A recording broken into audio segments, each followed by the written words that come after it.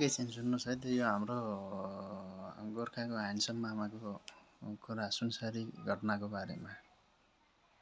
अस्सलाम वालेकुम, नमस्ते। यो सुनसरी जिल्लाको हिन्दू र मुस्लिमको घटनाले गर्दा यो मन मेरो छिया छिया भएको छ। अलिकति लाल लाग्दैन तपाईहरुलाई? हिन्दू र मुस्लिम कसरी मिलेर बस्नुपर्छ थाहा छैन तपाईहरुलाई? अलिकति दिमाग छैन? के तपाईहरु नेपाली नागरिक होइन? लाज शरम छैन तपाईहरुलाई? कि कतै तपाईहरु विदेशबाट खटाइएको भाडाको टट्टुहरू हो क्या हो? मलाई त त्यस्तै लागिरहेछ। तपाईहरु नेपाली नागरिक हुनै सक्दैन। अन्त जिल्लाहरुमा हेर्नुस् त हिन्दू र मुस्लिम कसरी मिलेर बसेको छ। अन्तको कुरा छोड्नुस्। म बसेको गोर्खा जिल्लामा, गोर्खा जिल्लाको म कलाकार ह्यान्डसम मामा सागर अन्सारी। यो जिल्लामा आएर हेर्नुस् त हिन्दू र मुस्लिम कसरी बसेको छ, कसरी मिलेर बसेको छ। कति माया छ हिन्दू र मुस्लिममा।